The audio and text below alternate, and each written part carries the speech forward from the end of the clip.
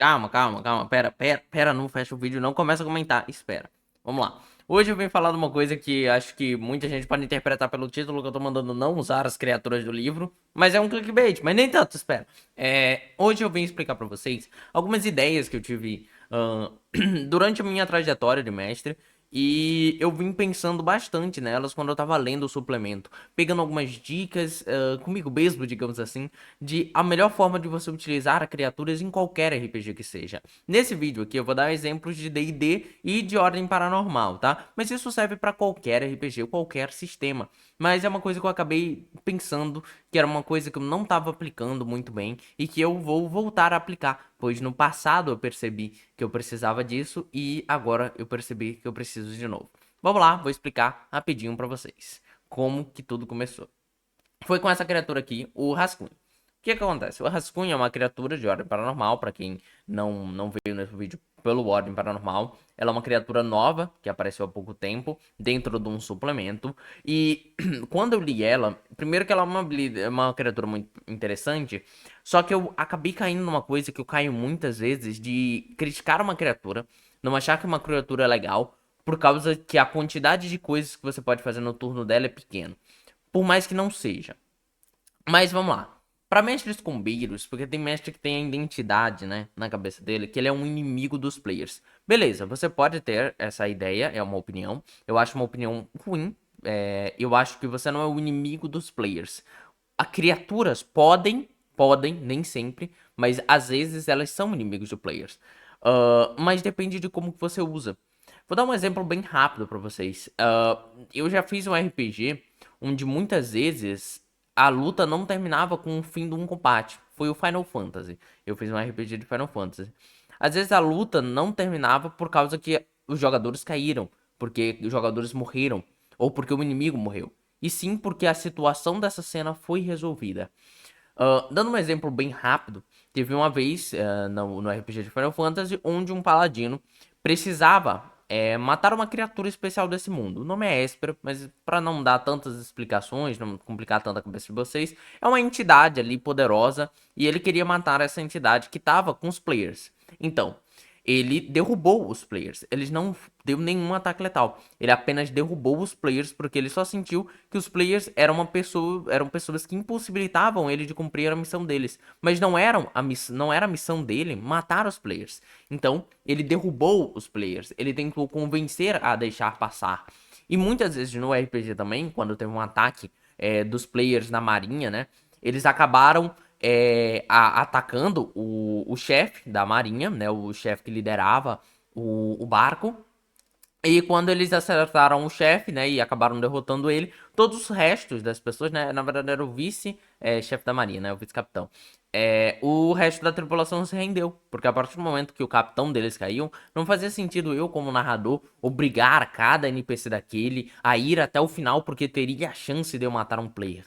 Não, a situação cria a necessidade. Quando a gente tem alguma criatura onde realmente o plano dele é matar, é um ser que tá com uma vingança, que quer se vingar de um personagem, ele, lógico, vai ter um foco de ser um inimigo. E você, como mestre, precisa usar todas as habilidades dele da forma mais roubada possível para matar o inimigo do NPC, né? E olhando isso, eu tava lendo aqui a ficha do Rascunho, desde o vídeo que eu fiz sobre o Rascunho, e eu acabei caindo numa coisa que eu achava que ele era muito roubado numa coisa. Se vocês verem aqui as ações dele, ele praticamente, né, em ordem paranormal, vamos dar uma, uma explicada para quem não conhece. Você tem no seu turno uma ação padrão e uma ação de movimento, além de ações livres. E você pode fazer, ao invés de utilizar uma ação padrão e uma de movimento, fazer uma ação completa. E essa criatura aqui, ele possui como formas de agir apenas uma ação de movimento e uma ação padrão. O que cria um looping, que eu tinha percebido, em que todo turno você pode utilizar só essas duas habilidades contra seus inimigos. Então, imagina, é uma criatura de 750 de vida. Em ordem paranormal, é uma criatura que vai durar bastante, né? Ele possivelmente vai ter uma hora, 2 horas de combate. E por causa de uma habilidade que ele tem, que eu não vou entrar muito em questão, ele é uma criatura interessante pelas passivas dele, mas ele tem uma habilidade de invisibilidade. esse combate pode se prolongar por muito tempo. E ele vai sempre usar as mesmas ações. E eu, como mestre, odeio quando a criatura usa a mesma ação, porque eu fico entediado. Eu, como player, também fico entediado, porque eu percebo que ele não tem uma criatividade tão grande. Eu olho assim pro mestre e fico, mestre, você tá literalmente jogando o mesmo ataque toda vez. E isso é triste, mas ao mesmo tempo, eu comecei a parar e falar assim: gente, o livro é só uma amostra. Eu sei que o livro precisa estar pronto, mas eu acho que o livro já deu tudo o que ele precisa. Características básicas da criatura, características básicas da passiva dele e características básicas de ação. Mas você, como mestre, precisa ter a criatividade de utilizar essa criatura considerando o contexto da cena. O rascunho é uma criatura que, de forma geral, você lendo sobre ela aqui na parte do textinho dela, você não vê ela como uma criatura bestial. Ela não é uma criatura que o foco dela é pegar e matar todo mundo na cena. O foco dela é existir não existindo, né? Não vou entrar muito no assunto também nesse vídeo aqui, mas eu tenho um vídeo só sobre o rascunho, para quem se interessar, mesmo que não goste de Ordem Paranormal, mas quem sabe para entender um pouquinho mais. Essa criatura não é para ser tratada, pelo menos na minha opinião, como um boss que vai ficar parado numa porta e vai lutar com os players até matar eles para impedir que eles só avancem na história. Ou sem motivo nenhum, porque tem mestres que colocam uma criatura para lutar mesmo. O rascunho não me parece ser isso. Então, essas habilidades aqui é mais a forma que você pode tratar a criatura de uma forma básica. Nem sempre a criatura pode aterrorizar alguém. Ela não precisa gastar a ação padrão dela para isso. Ela pode gastar apenas a ação de movimento para jogar um objeto contra um ser. Ela pode, né, que a ação de movimento dela, ela pega um objeto, flutua no ar e joga contra o ser. Aterrorizar, ela dá um dano mental nas pessoas, né?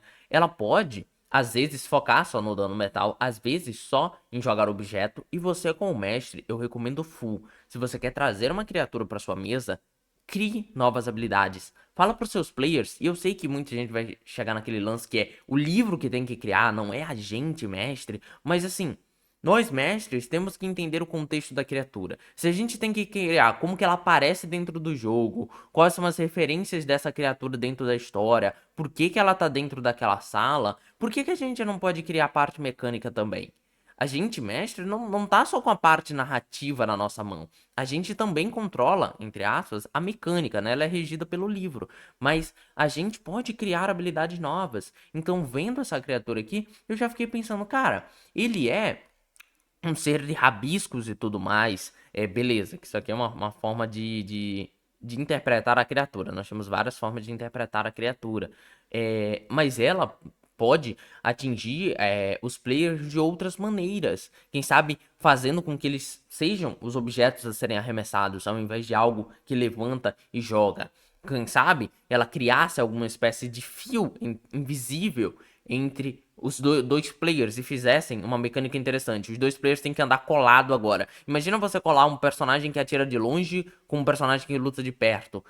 Tipo, você junta os dois, né? Fala que eles dois sentem como se algo estivesse amarrando ou segurando eles. Você cria uma interação interessante. E tudo lendo esse monstro. Eu tive essas ideias. E ele tem a ação completa de piscar, mas ela é muito situacional. Então, tipo assim, pra você não criar uma criatura que ela só faz a mesma coisa no mesmo turno, né? Todo turno ela vai usar a ação aterrorizar e a ação de movimento possuir objetos. Você pode criar diversificação para os atos da criatura. E eu gostei muito, relendo a Ordem Paranormal para esse vídeo, que eu acabei chegando umas criaturas que têm uns conceitos muito interessantes que eu acho muito legal de vocês, quando forem criar alguma criatura, pensarem nisso também. O Empap é uma criatura que, se eu não me engano, ele sofreu muita crítica quando ele veio no livro, tem gente que não gosta, mas uma coisa que eu gostei dele, ó, vem cá, é a questão das ações dele. Ele é uma criatura também de ordem paranormal, ele tem uma ação de socão e ele tem uma ação de correntes. Quem olha isso nunca vai usar correntes, porque quem olha isso de cima vê, primeira coisa, primeira situação, né? O socão dele é muito mais fácil de atingir. Ele tem mais 5 na soma comparado a correntes. E ele ainda tem 2 dados a mais comparado à corrente. E ele também tem um dano maior. Correntes dão 3 ataques. Já o socão dá 4 ataques. Quem que vai usar correntes? Ninguém. Mas eles tentam balancear isso no livro, criando a habilidade Acorrentado, onde usar as correntes te dá o privilégio de utilizar uma nova ação livre para acorrentar os alvos e causar, logicamente, aqui mais dano neles, que acaba, numa soma geral, acabando superando alguns dos socões. Não tantos, porque são 4, e pelo acerto também dificulta. Mas eu vi isso aqui, eu falei, cara, muito legal. Eles fizeram uma coisa pra tentar corrigir. Eles não deixaram um ataque que é muito mais fraco que o outro. Sem contar que o socão também é curto alcance, né? Então ele também acaba conseguindo acertar aqueles caras dentro da campanha que estão afastados, dando tiro à distância. Mas aí eu, olhando isso aqui, pensei, pô, por que a gente não criava uma habilidade pro empap, como ação livre, que se chamasse postura? Ele tem uma postura à distância e uma postura corpo a corpo. Quando na postura à distância, ele tem mais 2 dados de ataque com a corrente. E pode dar um ataque a mais com a corrente. Ou seja, ele vai começar a dar 4 ataques de corrente. Porém, ele cai a defesa dele, né? A classe de armadura, pra quem conhece assim outro sistema, em 6. E aí ele vai pra 30 de defesa. É legal. Você cria uma variedade da criatura, você nunca sabe se ela vai estar numa função mais de ataque, mais defensiva, mais de ataque à distância. E eu achei muito legal quando eu comecei a olhar criaturas e pensar, cara, o sistema de postura em qualquer criatura é muito boa. Muito boa. Uma criatura com foco em defesa. Em papo tem 4 braços. Eu sei que ela é uma criatura pra ataque, mas ela não é burra. E se ela tivesse uma postura de defesa, que ela aumenta a defesa dela para 40 e ele fecha 2 braços na frente. Posição de lutador, sabe, gente? E ele reduz a quantidade de socões que ele pode dar para 2 ao invés de 4. E as ações da corrente dele, de 3 vai para 2, ou para uma só. E aí você fica meio com um empap, né? Uma criatura monstruosa de 4 braços que fecha 2 braços aqui na frente para defesa e luta com os outros 2. E cara, é uma coisa tão fácil. Tão fácil, cara. Eu criei em segundos aqui. E eu era olhando isso aqui e falando, gente, eu tenho que parar de criticar de vez em quando uma ficha como essa, como a dos rascunhos, que eu tinha achado meio ruim essa parte das ações. Mas, gente, uma ideia e você muda a criatura ao nível completo. Outro é o Kerberos, também é de ordem paranormal. Ele tem um ataque de mordida e de espinho.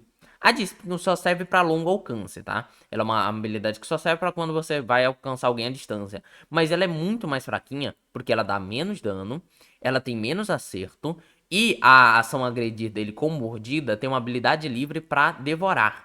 E aí eu olhando isso pensei, pô, por que a gente não bota um veneno no espinho dessa criatura? Ele tem uma ação uma reação, uma ação livre, no caso, que toda vez que ele acerta alguém, ou pode ser uma passiva, no caso, toda vez que ele acerta alguém com esses espinhos dele, a vítima fica envenenada e tem que fazer um teste de fortitude, bem parecido com a Medusa, pra quem leu o novo livro do Ordem Paranormal. Tem que fazer um teste de fortitude pra não tomar um dano a mais. Nossa, só isso já aumenta a quantidade de ações da criatura de uma forma muito legal. E se a gente criar a criatura também, começar a dar o tiro em 2 pessoas, ela pode ter uma postura. A partir do momento que ela está na postura de ataque à distância, ela pode dar um ataque até em área. Ela pode dar um ataque em área, acertando todo mundo de perto, tipo, compactar os espinhos e jogar todos de uma vez. Só que no alcance curto. Então, em área, só que de 3 metros. Só que é uma ação completa fazer isso, por exemplo. Muito legal. Umas 2 ações simples que mudam completamente a criatura. Indo pra. Indo pra agora o DD, né? O DD tem uma ideia muito boa. Que eu vejo poucos mestres usarem. Até eu, quando já joguei DD há muito tempo atrás. E quando mestrei DD na campanha do Final Fantasy, eu não usei. Que é a ideia de que a cara da criatura tem uma habilidade de covil em DD. É bem interessante, mas eu não vou puxar pra elas agora. Mas só dando um resumo. Você pode ter uma criatura, que se você lutar na área do covil dela, ela tem ações que ela pode fazer especial por lá. Seja um terremoto que ela pode causar e derrubar uma parte de cima de uma caverna, por exemplo. Seja jogar um baforágio de fogo em alguma parte que tenha soltando um gás, né? Pode ser uma caverna com muito enxofre e ela causa explosões em locais do mapa. Olha que negócio legal as ações de covil, né? E outra coisa que tem em D&D que eu achei muito interessante, né? E que eu já acho interessante desde a época que eu li o D&D, é as ações lendárias. Que ações lendárias não temos em Ordem Paranormal, por exemplo, tem muito sistema que não tem, que eu acho que seria super interessante você tentar fazer para todos os seus sistemas que você joga. Se você quer ter um boss, uma personagem especial, você pode criar a resistência lendária, por exemplo. Resistência lendária. Ele pode usar 3 vezes por dia. Se o dragão falha em um teste de resistência, que em ordem paranormal poderia ser fortitude, vontade ou reflexo, né? Que são os testes de resistência de ordem paranormal. E outros sistemas poderia ser um sistema para resistir a ser derrubado por um alvo, né? Eles dão um ataque que vai te derrubar. Ele pode escolher obter sucesso no lugar. Então, se ele falha, ele pode gastar uma dessas ações para ter um sucesso. É muito legal para boss não ser desperdiçado. Você botou o boss na batalha, botaram um ataque de sono, infelizmente, que ele tinha pouquíssima chance de falhar. Ele, tipo assim, ele tinha que tirar um no dado pra falhar. E ele falhou. Você gasta a ação lendária. Porque aí você não erra tanto com a narrativa da cena do seu RPG, por exemplo. E eu até que gostei do dragão de D&D, foi uma ótima inspiração. Antes eu olhava pro dragão de D&D e eu achava, pô, eu só vou ficar dando mordida, só vou ficar usando ataque múltiplo, usando a presença aterradora. Só que a presença aterradora, se alguém passa, ele não pode mais usar. Eu adoro essas habilidades, tipo, se o alvo passar, você não pode mais usar essa habilidade contra ele. Normalmente é uma habilidade de medo, né? Você usa alguma habilidade que dá medo em alguém, se ele superou o seu medo, ele não pode mais ser afetado por. Mas as habilidades de D&D eu achei muito boas mesmo. Por mais que eu ainda ache que vale muito mais a pena no final das contas da caudada, né? Porque a caudada tem um dano bom, ele tem um acerto bom, ele tem um alcance bom, enquanto a garra não tem um dano tão bom comparado à caudada, mas a mordida tem um dano superior, mas o alcance é curto. Então D&D acaba sendo meu ataque vai ser dependendo do quão longe o inimigo tá. Se ele tá muito perto, mordida. Se ele tá mediano, vai na garra. Se ele tá longe, vai no rabo. Então, por aí. E o sopro dele, que também é muito interessante, esse sistema de recarga. O que tem um sistema de recarga em D&D? Eles têm ataques especiais, criaturas, onde você tem uma chance dele jogar ou não esse ataque. Como que funciona? Você quer jogar um sopro de fogo, aqui um sopro flamejante, você dispara seu sopro flamejante, sem problemas nenhum. A criatura quer usar de novo todo começo de turno, ela vai jogar um D6. Se der 5 ou 6, se eu não me engano é assim, me corrijam se eu estiver errado, eu não sou o mestre do D&D não. Se tirar 5 ou 6, ele recarrega e pode usar o sopro de fogo de novo. E o sopro de fogo é muito roubado. Então você aleatorializa, randomiza uma habilidade da criatura. Então eu recomendo todo mundo começar a usar isso. Criatura ter ataques randômicos, ataques que ele joga que são roubados, mas que ele tem que recarregar. E aí é o dado, meu irmão. Se você tiver o azar de todo turno a técnica dele recarregar, me desculpa, players, vocês estão ferrados. Mas se vocês tiverem sorte, ele vai jogar uma vez e vai ser glamuroso a sua party gritando toda vez que o dado D6 for rolado. Ou D12, ou D20, depende do que você quiser, um D100. E é isso, gente. Esse vídeo era pra falar isso mesmo. Parem de usar as fichas de monstros, né? Não parar de usar as fichas de monstros, mas parar de usar como elas estão no livro puro. Você pega aqui, a criatura aqui só tem 3 ações, ela só vai bater de 2 jeitos diferentes toda vez, né? Ou ela vai dar chifrado ou ela vai dar machado, e aí ela pode cravar o chifre se ela usar o chifre em alguém. Parem de usar. Parem de usar. Comecem a diversificar. Usem tudo que tá no livro, mas pensem em novas habilidades, novas ações para suas criaturas. Eu acho um bom conselho. Digam aí nos comentários se vocês gostaram, se vocês acham que esses conselhos são úteis. Eu gosto de trazer vídeo assim, falando mais de mestre para mestre ou até mesmo pro jogador. Você também pode mandar esse vídeo pro seu mestre. Aqui que falou com vocês foi o Lúcio, seu narrador, e fui.